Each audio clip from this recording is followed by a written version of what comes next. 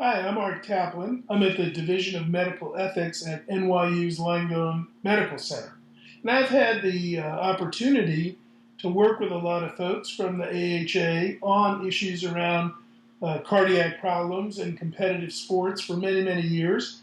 Co-written papers with many of the individuals who produce these reports. And so I feel like I've got a pretty good handle on what the risk profile is, what the particular groups are that pose special dangers when you're looking at cardiac risks in playing sports. And really, I think there are three central issues that we have to think about here. The first is, do we want to screen just athletes? In fact, if you look at the reports, they signal that the greater risk for cardiac problems is probably people in the stands, the fans, than they are people on the court. And we all know about the court deaths because they're visible and disturbing and they're taking place in an unexpected setting in an unexpected population.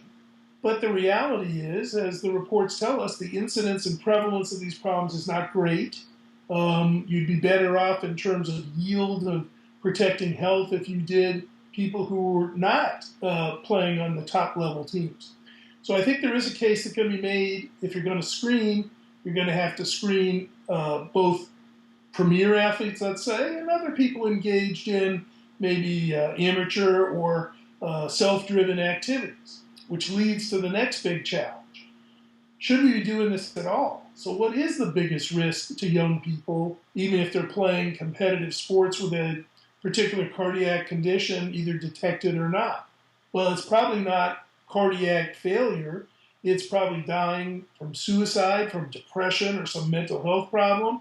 It may be drunk driving or driving impaired at the party after the competition is over. So again, if you want to argue for screening, I think it has to be part of a comprehensive approach to risk management for young people or older athletes for that matter. What else really do they face that puts their health at risk? This can be a piece, but it's hard to say, let's focus in on this and say for younger people, we're not going to worry about the many, many other things that cause their lives to end prematurely, which leads to the last issue of risk. So if we're looking at risk, the reports lay out very clearly there are some risks involved with competition, and then there are some risks in particular subgroups, people with Marfan's or other congenital diseases and disorders. How is that to be managed? Well, interesting enough, the reports don't really tell us that's too much risk, this isn't enough risk, nor should they.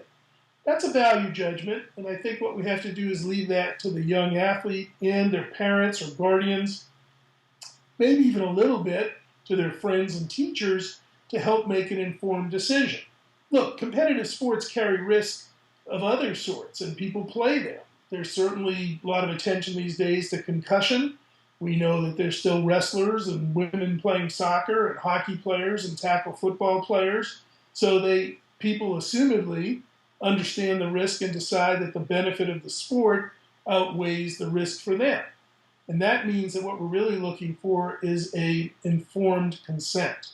So for the young athlete, we have to make sure that they're not bullied or pressured into saying, I got to play because my parents want me to play, or my peers want me to play, or I don't really understand this risk information, so I'm not paying any attention to it. I'm invulnerable anyway. I'm a teenager. Nothing could harm me.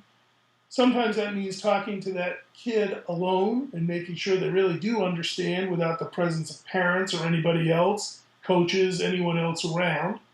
For other people, older athletes and so on, they too face risk and they too can face pressures. Their buddies say, come on, get out here and jog, or let's play that pickup basketball game, or why aren't you out here at the ice rink? They too need to have the opportunity to say, it's not my choice, I have underlying risk, I don't want to do it, or I get it, it's a risk, but I think the benefits in terms of my health, benefits in terms of social companionship, they're worth it to me, so I want to play.